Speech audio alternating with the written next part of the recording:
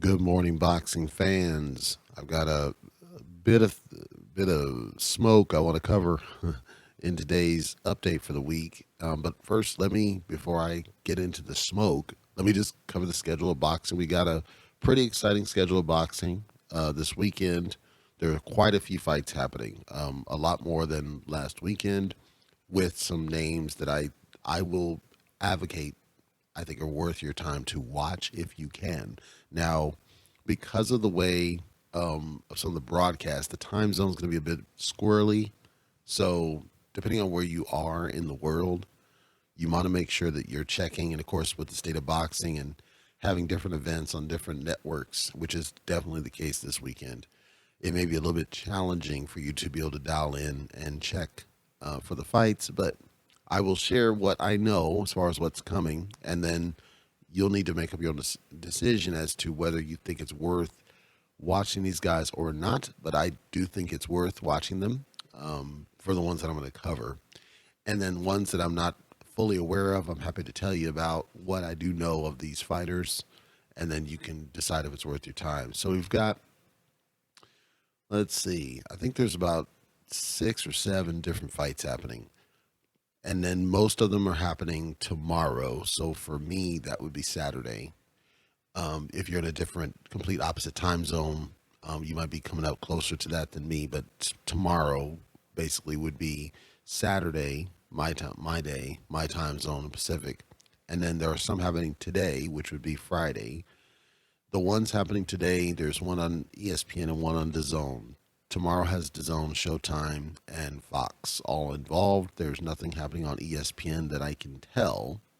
So if you are interested in the fights I tell you about, feel free to like, subscribe. Again, I'm not going to show up the pop-ups because I know you know where the buttons are. But if you are interested in like what I'm talking about and like the breakdown that I'm doing, and it seems to add value for you, make sure that you do follow. I will tell you that this is not the primary podcast. This is a supplemental that I put out here just so I get more ears, I guess, on the product.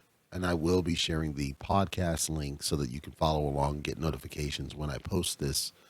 But if you subscribe on YouTube, it does the same thing. And if you prefer YouTube, that's fine. But sometimes people like to have the podcast app tell them, because I'd say all of mine are going to be audio unless I see a compelling reason not to do audio, which there may be the occasional one where I want to do a video, but I doubt it. So let's jump right into this one. At the top of the intrigue list is going to be Jake Paul versus Tyron Woodley, the rematch. And there are certain outlets that are boxing forums that kind of call themselves unbiased, but really aren't, like NSB, Boxing Scene, and others. And they'll trash this as a non-fight. They'll trash Jake Paul as a non-fighter. They will criticize any sort of promotion of something like this. Jake Paul, Tyron Woodley happens tomorrow at the Cruiserweight division on Showtime. Now, because it's on Showtime, I don't know if I doubt it's pay-per-view. It's probably on the Showtime app where you would need to subscribe, or on one of these Showtime sports channels if you have cable still. But the reason that I think it's important that you are watching a fight like this, Jake Paul is a prospect. There are people on NSB who say he's not a prospect because he hasn't fought a real boxer. That's not the definition of a prospect. The definition of a prospect is anybody who puts on some gloves, goes into a ring, and is televised at a fighting level beating people. That's a prospect. And so it's not necessarily that you have or have not fought a pro fighter, boxer. It is that you've been at the pro level in the ring with gloves on, fighting at the pro level on televised, shows. So that's the core definition of a prospect. He is a prospect. And it's important that we know that as a prospect, we need to see more of him, that we do need to see him in there with a boxer. We do need to see him fight and show up and do what he needs to do. Right now, I don't know that he is or isn't a legitimate challenge, but here's what I do know. He is apparently serious about the business of boxing. He understands the business of boxing better than most of those that are pro boxers. He has done everything that he can to try to show legitimacy in his interviews obviously he'll turn up every now and then, especially when against Floyd or whatnot. But he will do the best he can to be, show that he is serious about this and he's taking it serious and he trains serious and he spars with pro fighters and he's got a decent camp. He's not just putting on gloves and going out there, right? Like some of these dudes. So I think he deserves respect for trying, one, and the courage to try, because not many people have the courage to put it on. And people that try it, it's like the moment you take a hit, you're like, all right, I'm done, especially if it's against a pro fighter. So the fact that he's able to do that, I think is solid. I think his size helps him to some degree. I don't think he would have been able to pull this off if he was anything below middleweight. I don't think he'd be able to pull this off. But we've seen guys that did not have that pro pedigree or did not have that full fighter pedigree come in and have some measure of success. And it's because they love it enough that they take it seriously, right? So guys like Clay Collard, who I called the eye test killer, he had a run. He came from the MMA side, I believe, and he had a run. He beat some pro fighters that were undefeated previously. And then eventually he took a loss. But for the moment, he got his shine in the spotlight and he was able to get recognition as a boxer beating these guys. And so he was willing to try. And same with Tyron Woodley. He's at least willing to try this. Guys like Darnell Boone that didn't really have, they had a pedigree in the background, but they didn't have significant levels of exposure. And then this is a guy, Darnell Boone, who had dropped Andre Ward. He almost beat him, almost beat Kovalev, and almost beat Adonis Stevenson. Now, to be fair, this is before their primes, but the point is that you get guys who are they just show up sometimes. That's why I like it when guys show up, because it makes for compelling fights. So I think Jake Paul is one of those. He's bringing more eyes back to the sport that have left it because we've declined in how we present it, especially with all the different networks. And I think that's exhausting people, number one. Number two, he seems to be taking it serious. He doesn't go in there and play around. He goes in there and says, look, this is what I'm doing. This is how we're working. This is how we're going to make this happen. And I think that at some point down the road, we're going to make this all work for, the business of boxing, where we're going to say, hey, we've got this happening tonight with him fighting Tyron Woodley the first time. People they dial in just for the novelty of it. Well, now we're doing the rematch. And the reason we're doing the rematch is because initially Jake Paul was going to fight Tommy Fury. And Tommy Fury, he's well known for whatever that reality show is. I don't follow reality TV.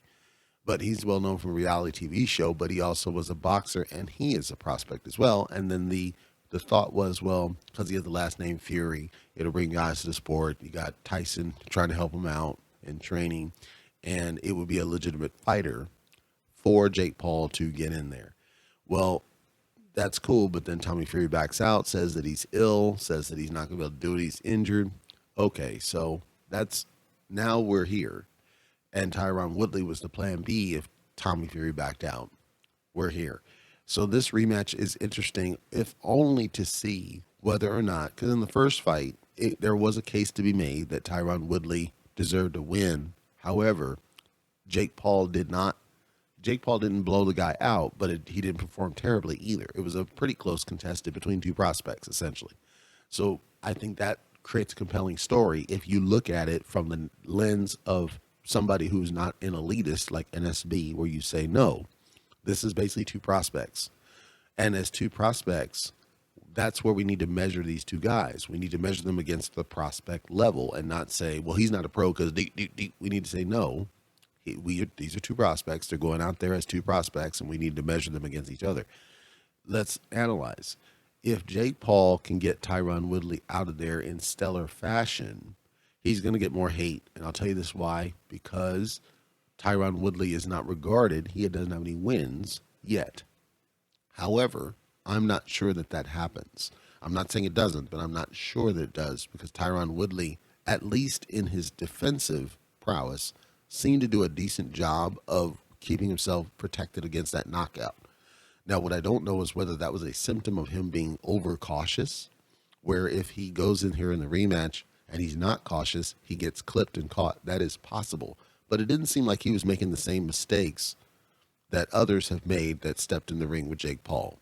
So I think it's a compelling story, is whether or not Tyron's defense can help him again And then last beyond round 4 or 5, I think once he gets to the later rounds, Jake Paul seems to lose steam, and that would be his opportunity to jump. And like I said with Lomachenko, you can't let the guy off the hook. You got to go in there and get him out of there.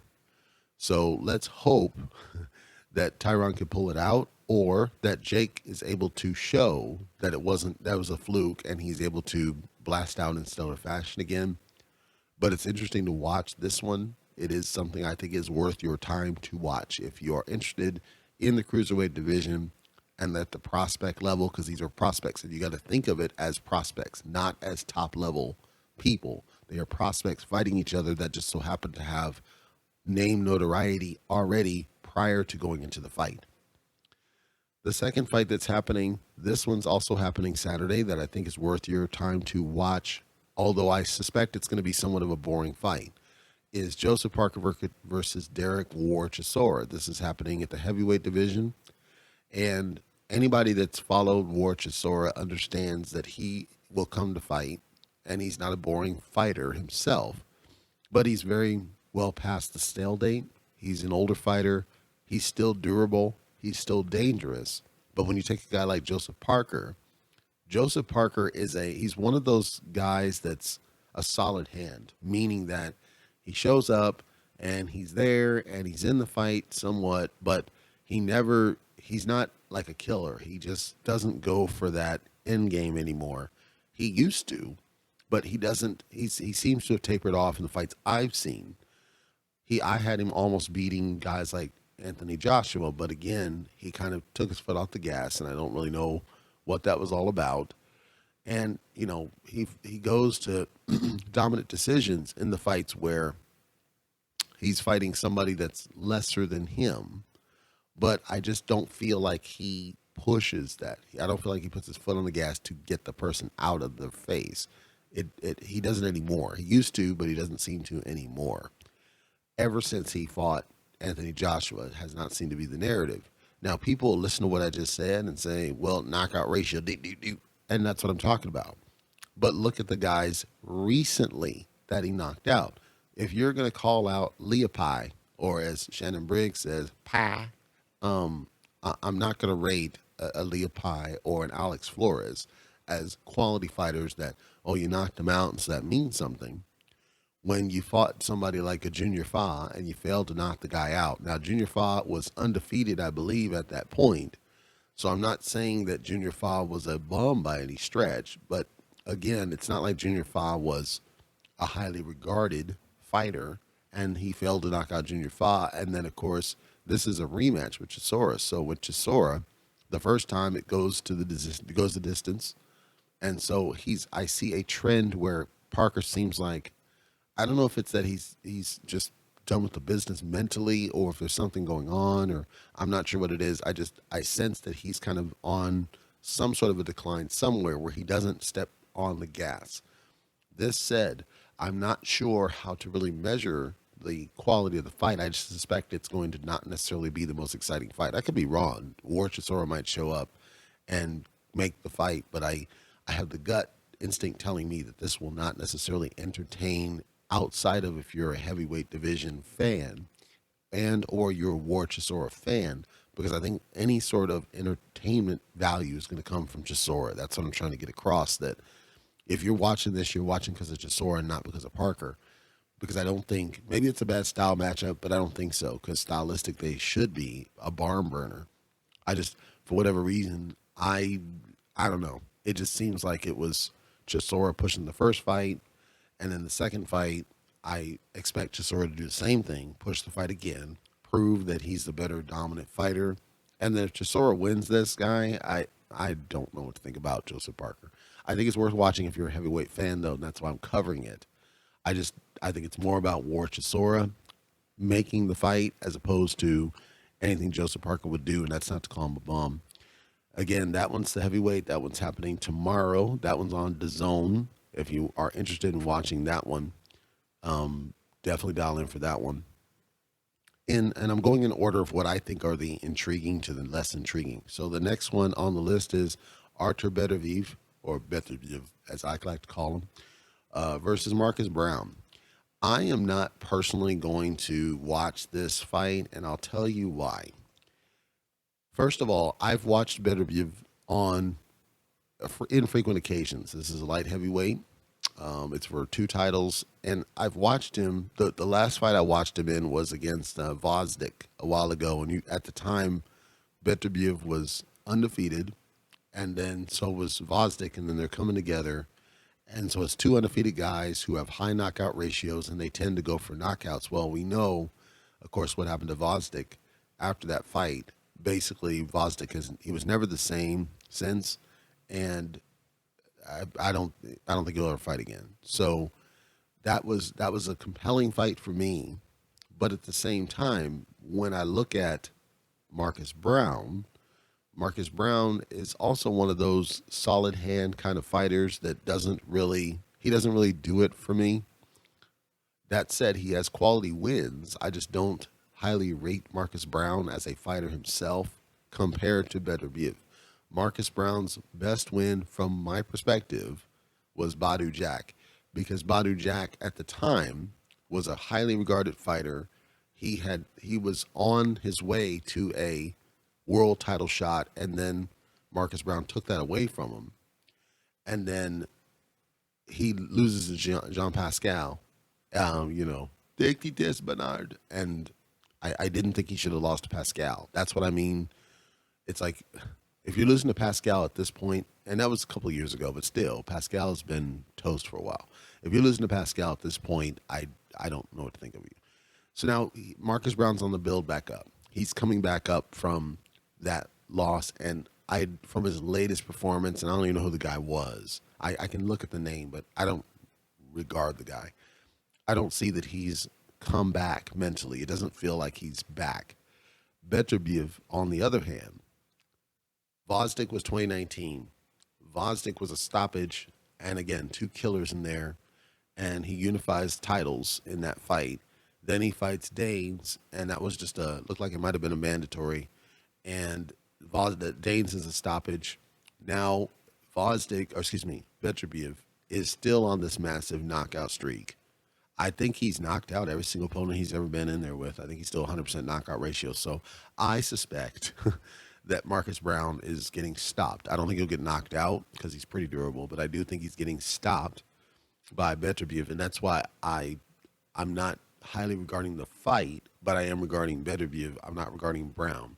Now, it's possible, very possible, that something happens that sways this. Beterbiev missed weight, I believe, in the weigh-in. He came in a little bit heavy. And usually when somebody misses weight, it means that something went off with camp or nutrition, and that could affect a fighter. Because I can't recall the last time Beterbiev ever missed weight. In the entire time I've seen his fights, I can't recall a single time he's ever missed weight. So that could play a factor. I just think he's going to be too much for Marcus Brown anyway. That's my gut telling me that it's almost like a throwaway fight, even though Marcus Brown he's world level, but it feels like a throwaway fight. So if it's worth watching to you as I describe it, it would be because of Beterbiev and what's going to happen and whether Brown gets stopped, really. That one's happening today on ESPN. Probably, I'm guessing, because of time zone differences, is happening in Canada. I'm going to guess probably sometime in the early noon or some. So check your listings and see if you can track it down if you're interested in the light heavyweight division for two titles, because it is for two light heavyweight titles. And then, of course, you heard Canelo Alvarez wants to move up to light heavyweight and challenge for one of those titles. So one of these guys would then be getting chased by Canelo down the road. That's why I have it on my list of compelling fights, is because at some point, one of these guys is going to probably end up fighting the pound-for-pound great. And yes, Canelo Alvarez is the pound-for-pound great right now because of resume. Artur Beterbiev versus Marcus Brown on ESPN today for WBC and IBF supremacy at light heavyweight. The next fight that I say it's compelling only because of name recognition. That is Gilberto Zurto Ramirez versus Yunyeski Gonzalez. I don't know anything about Yunyeski Gonzalez at all, and that's because largely this guy, from what I could tell, has not fought at a world level to a significant degree, or at least has not fought domestically at a world level to a significant degree. However, everybody knows Zurto Ramirez. I mean, it's obviously that he's one of the top class, and I wouldn't call him a prospect 'cause I think that's not fair, but he's certainly one of the top tier up and coming fighters. I would say he's a very exciting fighter. He's only ever gone close on a couple of occasions. But he's an exciting fighter to watch, and I think they're kind of pushing him a little bit too soon. But at the same time, he hasn't been in any super signature fights except for Sullivan Barrera very recently. So other than that, I think Ramirez is pretty much a shoe-in to win this fight. Now, in Yunyeski Gonzalez, if you're into Cuban fighters and you know about Cuban fighters, they're solid fighters. They come to win almost every time. It's just that they're never going to be able to get above that top tier. And that's the same with this guy. When I looked at his resume, he's fought decent people, but he's lost to the best of that list. So that tells me that I don't see him having a chance against Gilberto. And I suspect that Gilberto gets him out of there in less than 6 rounds. That's my gut talking, right? Just based on what I know of Zurto. I don't see that it's a compelling. That's why it's so low on the list. I don't see it's one of those, all-time great fight of the year candidate type fights. I don't see that at all. But it's worth watching, if only because that one's also happening at light heavyweight. And if Zurto Ramirez can get in the mix to where he gets title gold at the world level, he has an ABF, but obviously that's not considered world. That's not considered anything top tier. And then he vacated super middleweight, according to what I'm seeing. He went up pretty fast, did Zurto. So he might get in the mix at some point for Canelo. Now that would be a compelling fight with Canelo and Zurto, because Canelo has said on multiple occasions he doesn't want to fight any more Mexicans or anybody that's of Mexican descent anymore. He did it early on with guys like Jose Cotto, and he said he doesn't want to do it anymore. Well, the thing is, if Zurto can get into title, Canelo is going to fight the man, and that makes it compelling, right? And then people who are like, well, why is he called Zurto? So in Spanish, Zurdo de Oro means golden southpaw. So that's why, but they just say Zurdo because that's the short nickname that we say for Ramirez. That's the only reason why. So that's light heavyweight. That's happening on DAZN tomorrow. Zurdo Ramirez versus Yunyeski Gonzalez. That's happening in the United States, so I suspect that's going to happen in the evening on DAZN on tomorrow, Saturday, for the light heavyweight. It's non-title, but the light heavyweight division. So there's a lot of movement in light heavyweight, and that's why I think it's worth watching some of these fights to see where, because Canelo's getting in the mix, that will open up doors for more compelling fights. That's the only reason I've got them listed as potentially worth your time to watch those fights. The other one, and the last one I'll say that is, I think, worth your time, and I'll tell you why, and you might be like, what? I'll tell you why. But it's because it's happening at super welterweight. Super welterweight, of course, is 154, if you didn't know that. And there were rumors that Danny Swift Garcia was going to move up to 154. There's a whole host of folks still at 154, still campaigning. 154 has stagnated a little bit, and so it's wanted some fresh blood in that division for a while to kind of shake things up. Crawford had a chance to go to 154 and fight for a belt. That belt was then lost. But now he's trying to chase after Errol Spence. Errol Spence was considering going to 154 after he unified welterweight. And then with Ugas kind of in the mix in this whole tournament, it shook things up a little bit. So the way this all worked, and the reason I'm talking about this fight, which is Israel Madrimal versus Michelle Soro, I'll talk about the fight and why I don't think it's compelling because of the fighters. They're decent fighters. They're both prospect level, in my opinion. Michelle Soro is a little bit more traveled than Israel Madrimov. So it's probably not fair to call him a prospect, but I'm saying in terms of the level of competition, to put it that way. But I don't think there's anything compelling about the fighters. It's more about the fight and the division and what it means for the division to have either of these guys or both these guys in the mix. So let me just summarize. I think Madrimal sparks out Soro in short order. I don't think it's going to be close. This is my gut speaking again, and that's because Soro has only ever fought domestic level, as in people that were, in either in his home country or in his own region, vast majority of his career. The one time he stepped out of that, which was in the United States, it went to a draw. That was Antoine Douglas. Antoine Douglas is not a bad fighter. He's a decent fighter, but he had never really fought anybody of any significant note. And then when he eventually did, he got sparked out almost every single time. So it's not like, I wouldn't call him a bum. That's not fair, but it's not like he was a world beater level, super high tier quality fighter, and you're going to a draw with this guy. So I don't regard Michel Soro at all. I think that he's French, and I think he's French Canadian in origin, but he's French, and I think his comfort has always been to be overseas. He doesn't seem to want to go to the world level because of that. Just that note, the lack of diversity of opposition. That's why I think that Madrimal takes him out. It's not because I rate Madrimal as anything as solid, because I really don't think he is. He's been inactive. It feels like Madrimov is, or his team has rather, selected Michel Soro as a name that somebody overseas knows about to add to the resume on his build-up, because Madrimov might as well be a prospect. But both of them have fought at the prospect level in terms of opposition that they faced. That's kind of what I'm saying, that I don't see it's that big of a fight.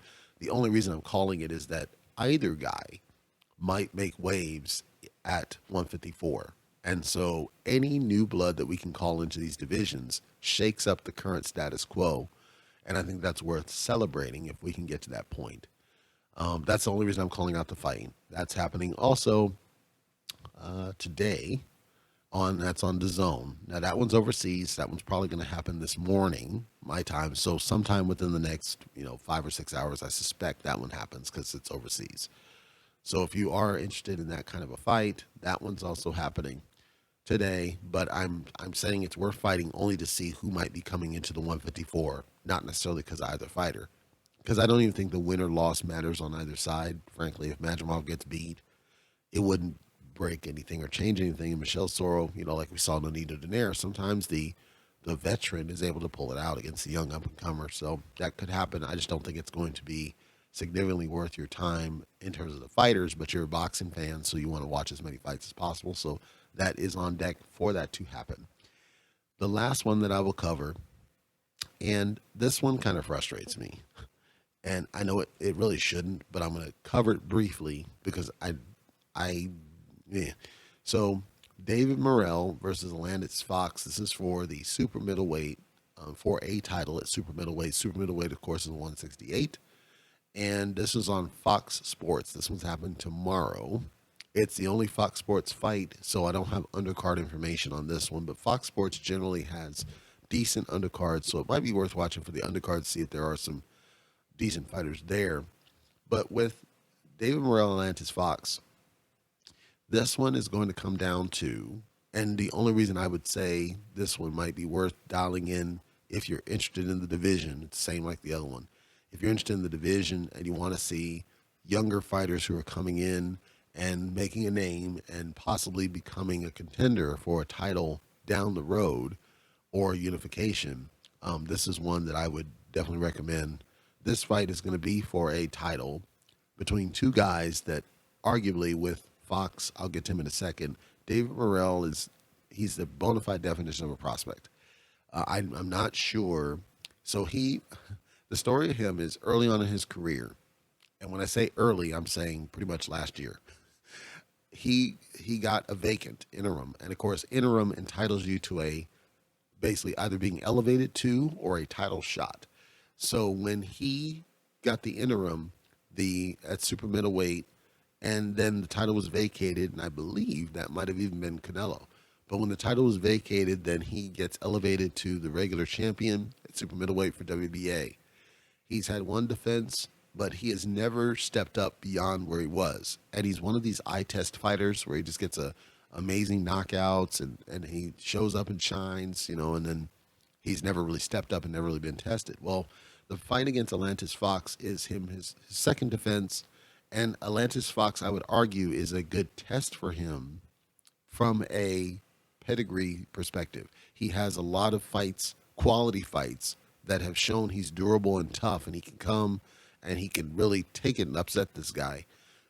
My issue is I don't even know that it would be an upset because they're so wide apart in resume that I don't know.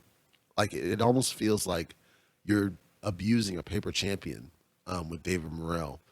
Hopefully, David Morrell is able to buck the trend and take out Atlantis Fox because I think it would be a big win for him because Atlantis Fox has been in with some pretty decent guys. He's lost every time he stepped up, but he's been in with some pretty decent guys, and he has a pretty solid resume overall, and he has a pretty high knockout ratio for his level. So if he's able to take out Atlantis Fox, I think that's a good win for David Morrell. Something tells me Atlantis Fox is going to smoke him and get the title, either that or it goes to a draw. I don't think it's going to a draw. I think Fox is going to just take him out. That's my gut. But I think it's worth watching because of, again, watching the division, super middleweight, and seeing what's going to come with these newer fighters that are here, that are shaking things up. I think it's worth your time to watch, if only for that. In terms of post-fight coverage, I think I'm going to settle on probably just two of them. From my perspective, I think the Jake Paul Tyron Woodley is worth post-fight coverage because this is where we should be able to tell where Jake Paul is as a fighter. So I'm going to cover it, regardless of NSB hating on it. I'm going to cover that one. If I can catch it, that's the catch. I'm probably going to catch the Zurto Ramirez fight just because I want to see if he's legitimate, and I suspect he is based on his opponent. But I don't know if I'll cover it. I might watch it, but not cover it. But I think that's the only fight of the list that I see that is worth that kind of a coverage is Jake Paul Tyron Woodley, because I don't see any other ones that, from a coverage perspective, like when I do coverage, I want to do it on fights where I wasn't sure going in how it was going to result. Every other one, it's like I'm pretty darn confident how they're going to result. And I don't want to cover ones where I'm pretty darn confident how they're going to result. Now, if it goes the complete opposite way, what I expected, then I will cover it. So that'll be my olive branch to you is if I see that they absolutely blow out my expectations, then I'll cover it. If it goes the way I expected, I'm not going to cover it. With Jake Paul and Tyron Woodley, I'm going to cover it anyway because, again, this is a test either way, whether he wins or loses, of Jake Paul and where he's at as a fighter and what's going to happen at cruiserweight. Because if one of these guys gets in the mix, then that shakes up cruiserweight a little bit, and we've seen that cruiserweight has lost some contenders and gained a couple other ones. So I will do that coverage. So that's our schedule for boxing as it stands. Now I want to cover a couple of things for the overall picture of boxing. These are not fights. They are just fighters and things that I've seen, and then I'll wrap up with this. Anybody that there was a fight some time ago. The opponent's name was Meister. The front guy was named Mccall Fox. Mccall Fox, I believe, is the brother of Atlantis Fox, who I just talked about.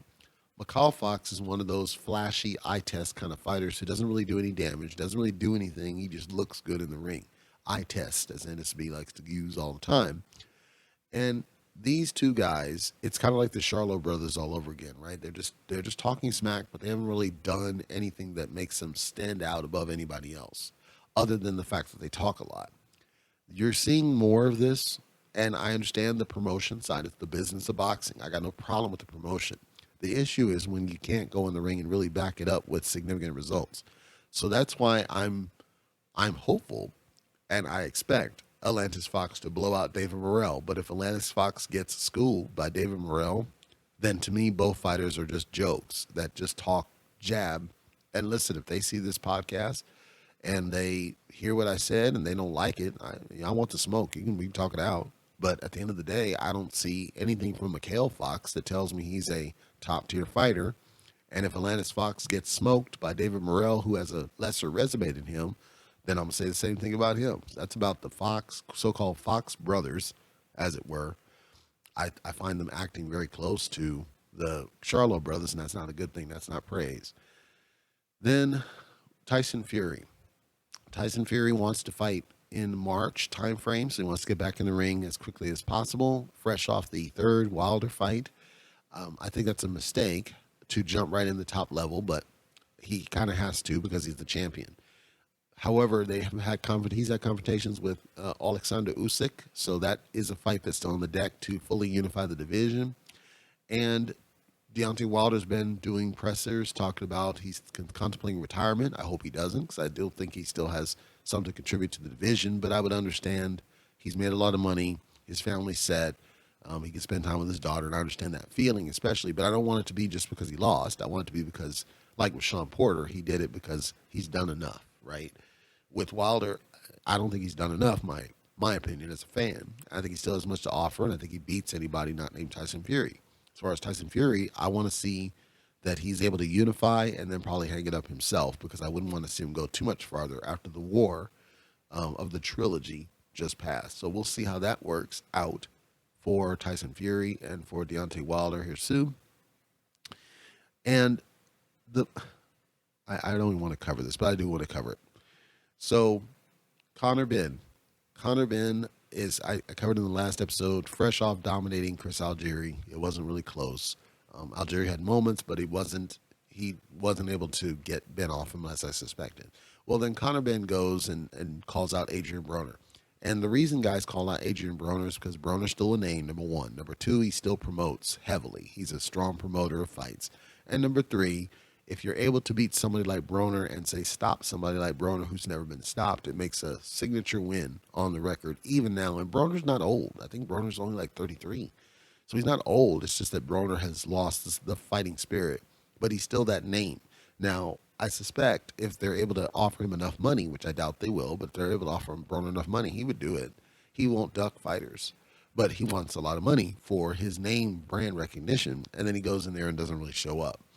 So if that fight happens, I'll watch it, but I'm really disappointed that Ben called out somebody like Conor Benn, Adrian Broner, that he would call out somebody like Broner instead of so many other fighters that are available and out there, whether you fight at 147 or 154. If you're fighting at 147, why don't you fight somebody like Virgil Ortiz, for example? Somebody that's going to really test and threaten you because you just passed your biggest test in Chris Algieri. That tells me that you should be able to hang with somebody like Virgil Ortiz. Why don't you fight somebody like that? Or somebody like Jesse Vargas, let's say, that has a win over Broner. Like, that's what disappoints me about Conor Benn is he's talking about Broner. He's talking about Danny Swift Garcia, who be fresh to 154. The Danny Garcia fight would only make sense if Danny tries, and Danny didn't try against Errol Spence, so I'm not confident. And then he's talking about Mikey Garcia. Mikey Garcia is, number one, he's fresh off a loss, and number two, he doesn't try when he's against somebody who's coming after him. He doesn't try, and so he's stepping back. It's Conor Benn, and I think he should step forward. I think he should just go forward instead of backward. So I'm frustrated to see that. And then the last thing I'll cover is when we look at the fight scene right now, there's a lot of upsets that have been happening. A lot. We've seen whether the upset was, hey, we expect you to knock him out and you didn't do it, or just, hey, we expect you to win, or whatever. We didn't. We're seeing a lot of these upsets and shifts in who we expected to win, Kambosos and so on. And what that means is that we're getting a whole new level playing field. Some of the old guard are starting to wash out a little bit. Your Danny Jacobs of the world, I think he's on his way out, as just one example of multiple. We're getting close to seeing Khan versus Brook, and we expect that's going to be a retirement fight for both guys. That's coming up soon. Tyson Fury, I suspect he's on his way out. Deontay Wilder might be on his way out. So we're seeing a washout of some of the old guard. And then new fighters are coming up. Now, the problem I have as a boxing fan is as some of the older guard has left, your Marquez's of the world, Chino Maidana's of the world, and some of the other ones, it's harder to get into some of the newer fighters because there's no consistency in the networks. There's no central availability of access to these fighters, and you kind of have to be tribal, and I don't want to be tribal. And the reason I'm saying this now is, as I covered even today, there's some on the zone, and some on ESPN, and some on Fox, and some on Showtime, and some on Sky, and so on. What I would say, if you're feeling the same way I'm feeling, that it's harder to get into the newer fighters because of this tribal spirit with the various platforms, is to try to settle on what it is that you enjoy about boxing and then go from there. And what you'll find, I think, is that there are patterns with certain fighters that match what you want. And you'll also find that by and large, you can watch all the boxing that you want, but you're only going to find a select few fighters that really stand out for what you like in a fighter. For example, I don't like the way Tyson Fury fights at all. I can't stand it. I recognize the quality of him as a fighter. I don't like seeing it just because he's a heavyweight. I don't like seeing it. I get the leaning and everything else, but that's like Grabomir Klitschko brought back to life. I don't want to see that again. I want to see you actually swing and fight and actually use your fists. And if your fist can't do it, you take the loss and move on. So on the flip side, I don't like seeing Deontay Wilder just go for a knockout either.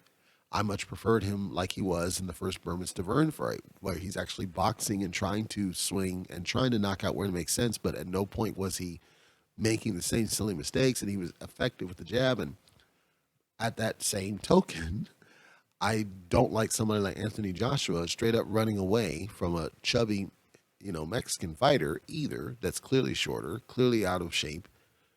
It's hard for me to get into like the heavyweight division because there are none that really match what I want to see from stylistic perspective as a fighter. None of them do these days. So you might feel the same way, that you're just decoupled from the sentiment of the fighters like we used to be, right, in the glory days of boxing. So I've only focused on fighters that match what I wanted to see based on the weight class, based on the opponent in front of them, and I see that they're doing what I want them to do. So far, I'll just tell you this, the only fighter that does what I expect almost every time is Errol Spence, from what I like as a boxer. Now, of course, Errol Spence might be on the way out because of his eye injury and his accident. We don't know. And so if that happens, then it'll be hard for me to really get into boxing, because I've watched guys like Lomachenko, seeing him sit there, stare at the opponent, turn me off to him immediately. Guys like Devin Haney, I see he's skilled, but I just get bored with him. Guys like Tank Davis, I see he's quality and skilled, but then he's allowing this guy to basically walk him down. It's hard for me to couple. And so you might feel the same way, and I'm just saying, try to think of it in a different perspective. Think of it as, what do you like in a fighter? And then use that to guide the fights that you watch. And just appreciate that we're going to a different era, and new fighters are coming up, and we may need to adjust what we like in fighting. Because I don't think the sport's going to recover, especially when Bob Arum's gone. I think we're going to have a harder time getting fights that make sense, because then we won't have any sort of promoter that's lying to their fighter to just make fights happen. And it's unfortunate. I'm just ranting at this point that it doesn't feel the same, and I don't think it ever is going to feel the same. The Victor Ortiz versus Andre Berto type wars, right? The Chino Maidana, type wars, and Jeff Horn going out there and throwing it out against Manny, and I don't know. So that's all I got. I just wanted to let that out, that I'm feeling less excited about boxing. Yes, there's new guys coming up, but very few of them very few fight like I want to fight, and we're not seeing the same warrior spirit out of the vast majority of them. And maybe I'm just resonating with Sean Porter leaving the business. Who knows? But let's see how it goes this weekend. I'll watch as many of them as I can and then cover the ones that I think make sense. And hopefully one of them is able to reinvigorate my love of the sport.